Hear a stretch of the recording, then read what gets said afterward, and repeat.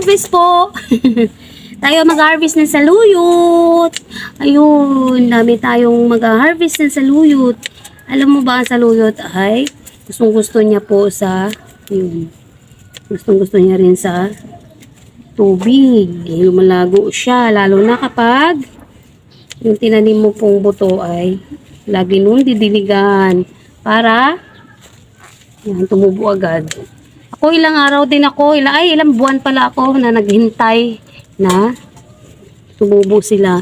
Alam mo, ang nagpatubo sa kanila ay yung haring araw. Ay, yung haring ulan pala, hindi haring araw. Ayan o. Po tayo sa ating saluyot. Ayan po, napaka-organic ng aking mga tanim po dito. Lalo itong aking saluyot. Ayan o, ang daming mga sirang mga dahon. Ayan po, kasi po organic yung aking ano. Wala akong nilalagay na mga pataba or mga ayan, pang-spray dyan na chemical. Ayan. Kahit papaano po, kahit wala akong pataba ay yan, nagsilakihan naman sila. Ayan, kuha po tayo dito. At tayo ay gugulay. At magbibigay rin tayo mamaya ng gulay. Yan, ang gulay ay pampahaba ng buhay. Yan, diba? Ang ganda-ganda ng aking mga saluyot. Kasing ganda ko. Napakasarap po talaga kapag may tanim. Kasi nga, hindi ka napupunta ng palengke, yun yung kagandahan. Ayan, di ba? Kasing ganda ko yung aking mga saluyot. Ayan. Sobrang dami pa rin ako na ayan, mga buto. Gusto ko nga palibutan tong aking mga garden ng saluyot. Ayan po. Grabe ang mga sustansya ng saluyot. Sabi ko sa inyo, kapag mayroon kayong bakanting mga container o lote, tamnan nyo na lang. Kung hindi nyo po naman po ipapagawa, tamnan nyo kasi sayang. Ayan o, diba? Ang dami po o. Saluyot, saluyot, saluyot. Saluyot. Napakaraming saluyot. Hindi pa nauubos. Ayan po ang ating saluyot.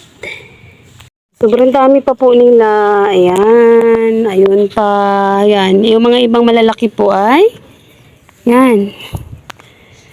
Kinuha ko na. Kaya ang mga natira ay mga maliliit. Yan. Magpapagulang po tayo ulit para mayroon tayong maraming buto. Ay, ito pa po pala. Oh, mayroon pa akong sitaw sa baba. Ayan. Kunin na natin. Ito pala ang sitaw na to ay ayan. Ito ang pinakamataas na sitaw pala. Iba yung sitaw kanina. Beans yata yun. Bagyo beans. Ito. Dami niya sa baba. Yan. Ipapagulang na lang natin po ito. Para meron tayong seed. Yan. Seed na itatanim po. Ayan. Papagulang natin. Hindi natin makita kasi kakulay niya yung ano. Yung kanyang ito po. Kanyang sanga. Yan. Ang dami na naman ngayong mga ayan, lagi na lang bumibisita yung bee dito sa garden ko. Ayan po. Nagbawas na ako dito ng sanga. Ayan, binawasan ko na. Ayan, dami pa rin pong bunga ng aking talong. Nakailang harvest na po ako. Ayan o. Harvest po tayo ngayon. Yung mga pwede nang i-harvest. Harvestin na po natin para magulay po. Ayan. Ayun si honeybee oh. Napakasipag niya talaga dito sa garden ko. Kaya sobrang dami nga ng bunga tuloy ng aking mga talong. Ayan po oh.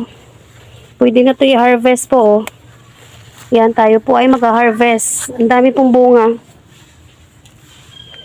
Yan po. Napakadaming bunga. Nagdidikita na. Yan. So, ito po yung ating okra. Pwede pa siya, oh. Kahit malaki po siya, oh. Malaki siya, pero malambot pa rin siya. Yan ang maganda, diba? Malaki siya, pero malambot siya. Ayan. Malambot pa rin siya. Ayan po, ganun din, oh. Ang lalaki ng kanilang yan, mga bunga. O, diba? Ito pa. Kaso ito ay lumaki na, tumigas na. Ayan, wala na. Oh. So, ayan, meron po tayong dalawang itatanim ulit. Ayan, dahil may manghingi sa atin, bigyan natin. Ito hindi na po pwede kasi tumigas na. Ayan, oh. Gulangan na sila. Ayan, maganda po ang ano dito, yung okra. Yan, babalikan natin yan. Tapos ito, wala pa rin. Yung aking mga siling haba po to, oh. Nandun na sa likod, hindi pa natin to naayos. Yung ating mga tanim, ayan, siling haba po yan.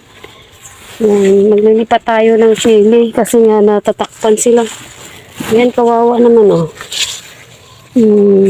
Kasi mga alugbata, ting spinach. Kukunin natin to. Ayan. Dami saluyot dito. Ayan po. Ayan. Meron tayong ang palaya at saka alugbate at saka spinach.